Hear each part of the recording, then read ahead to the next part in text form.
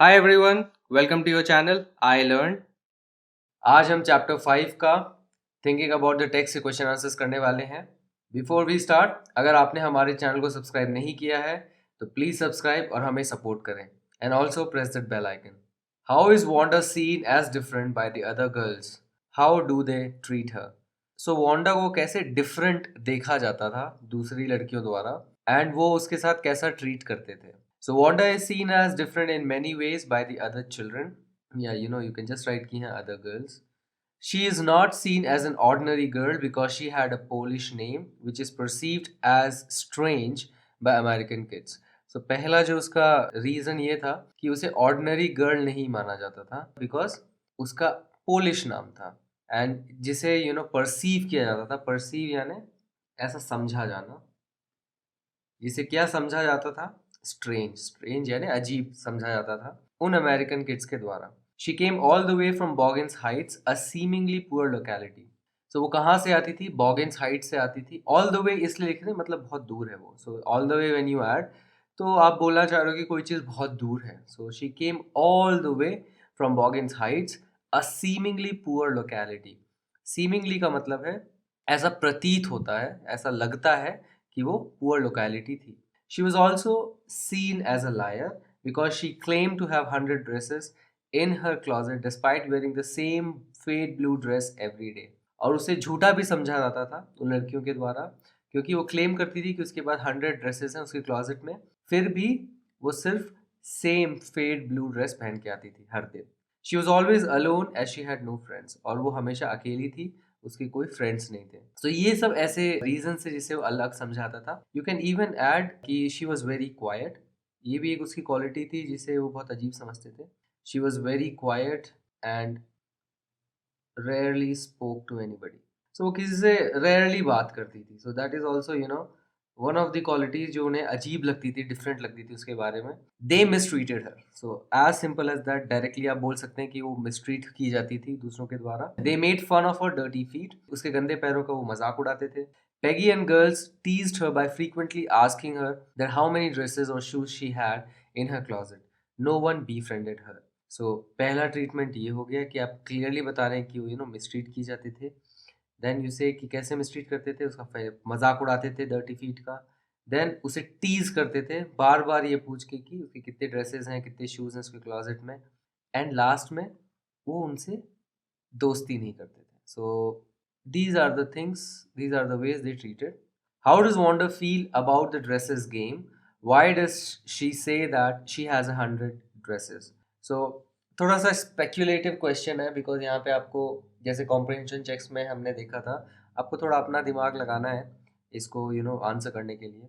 सो Wanda को कैसा feel होता था ड्रेसेस के गेम के बारे में एंड वो क्यों कहती थी कि उसके पास 100 ड्रेसेस हैं? So Wanda remain stolid towards the dresses game. So stolid का मतलब, इफ यू रिमेंबर, हमने रीडिंग सेक्शन में डिस्कस किया था कि स्टोलेड का मतलब है बीइंग काम एंड शो लिटिल इमोशन, बहुत कम इमोशन दिखाना, उसको आप स्टोलिड कहते हैं। सो वो स्टोलिड रहती थी towards the dresses game.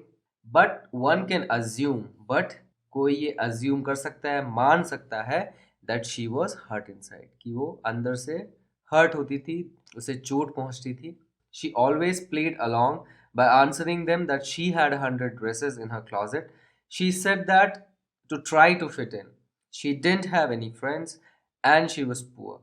She wanted to impress the girls to gain their friendship. She also might be trying to conceal the fact that she was poor. So बहुत सारे स्पेक्यूलेशंस हैं यहाँ पे। सो फर्स्ट कि कैसा वो feel करती थी एंड कैसा बिहेव करती थी, you can try to merge ये दोनों चीज़ें। सो कैसे बिहेव करती थी? She always played along. Play along करने का मतलब है कि आप अगर आपके साथ कोई गेम खेल रहा है या कोई चीज़, कोई मस्तियाँ कर रहा है, उसके साथ आप कंटिन्यू कर रहे हैं, आप उसको करने दे रहे हैं वो चीज़। That's like playing along because वो क्वेश्चन पूछती थी, वो आंसर भी देती थी। So she played along by answering them, उनका आंसर देके कि उसके पास 100 ड्रेसेस हैं क्लॉजेट में। She said that to try to fit in. So उसने ये इसलिए कहा क्योंकि वो फिट इन करना चाहती थी। So she try to fit in मतलब she wanted to belong there, वो वहाँ पे फिट होना चाहती थी उस पर्टिकुलर लड़कियों के बीच में, वो बिलोंग करना चाहती थी वहाँ पे। सेंस ऑफ बिलोंगिंग होना कि मैं यहाँ के लिए बनी हूँ, मैं यहाँ से बिलोंग करती हूँ, मैं आप जैसी ही हूँ, so that's called fitting in. She didn't have any friends, उसके कोई भी फ्रेंड्स नहीं थे, वो बहुत ही पुअर थी एंड इसलिए वो इम्प्रेस करना चाहती थी लड़कियों को ताकि उनकी फ्रेंडशिप गेन कर सके। एंड हो सकता है कि वो ट्राई कर रही हो हाइड करने का, कंसील करना यानी हाइड करना इस फैक्ट को कि वो पुअर है। सो बहुत बच्चों को ऐसा लग सकता है कि वो गरीब है, अगर तो ये दूसरों को बताएंगे तो वो उनसे दोस्ती नहीं करेंगे या उसे थोड़ा कम समझेंगे, तो वो ट्राई टू हाइड इट, वो छुपाने की कोशिश करते हैं, बहुत ही नेचुरल है ये। सो वो भी शायद हो सकता है इसे हाइड करने की कोशिश कर रही हो। बट टू बी ऑनेस्ट, इस पर्टिकुलर क्वेश्चन का आंसर सिर्फ स्पेक्यूलेटिव है, कुछ भी हो सकता है। बिकॉज आपने देखा कि जब वो ड्राइंग कंपटीशन में उसने ड्रेसेस बनाए तो उसने सारे ड्रेसेस वही वाले बनाए जो उन्हें डिस्क्राइब करती थी। दैट मीन्स इवन दो ये 100 ड्रेसेस उसके पास नहीं थे, ये उसके इमेजिनेशन में थे। सो ये भी हो सकता है वन ऑफ द रीजंस कि she wanted all of them और उसके पास थे नहीं। सो ये जो रीजन था उसका बोलने का 100 ड्रेसेस, दिस इज लाइक उसके अंदर का एक डिजायर था कि मुझे वो 100 ड्रेसेस चाहिए। So that can also be one of the argument जो आप चाहें तो लिख सकते हैं। But I think this could B one of the speculation कि वो फिट इन करना चाहती थी and it kind of makes more sense. Why does Maddie stand by and not do anything? How is she different from Peggy? Was Peggy's friendship important to Maddie? Why? Which lines in the text tell you this? So बहुत सारे multiple parts हैं इस question के। So पहला part ये है कि Maddie side में क्यों खड़ी रहती थी एंड कुछ नहीं करती थी, एंड वो पेगी से कैसे डिफरेंट थी, एंड क्या पेगी की फ्रेंडशिप उसके लिए इम्पोर्टेंट थी, अगर थी तो कौन से ऐसे लाइंस जो हैं टेक्स्ट में हैं जिनसे पता चलता है कि उसके लिए पेगी की फ्रेंडशिप इम्पोर्टेंट थी। So Maddie always stood by and never did anything as she was afraid that if she did, she would become her next target.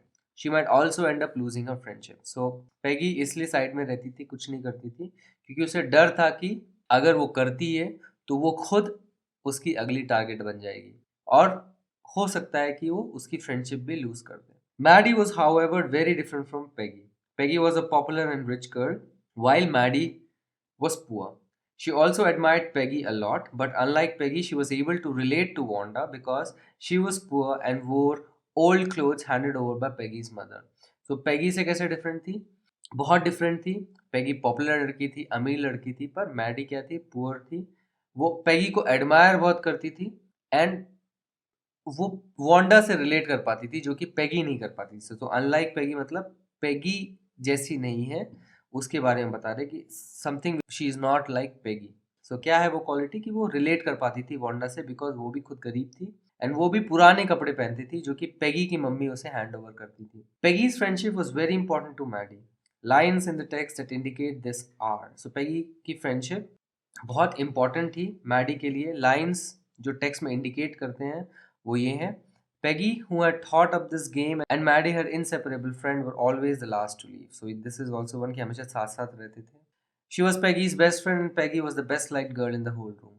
और ये दूसरा लाइन है टेक्स्ट का जो आपको बताते हैं कि उसको बहुत इंपॉर्टेंट रखती थी फ्रेंडशिप को। Now there is this why part कि क्यों पैगी की फ्रेंडशिप उसके लिए इम्पोर्टेंट थी। सो इसका दो आंसर हो सकता है कि एक कि बिकॉज शी एडमायर्ड हर,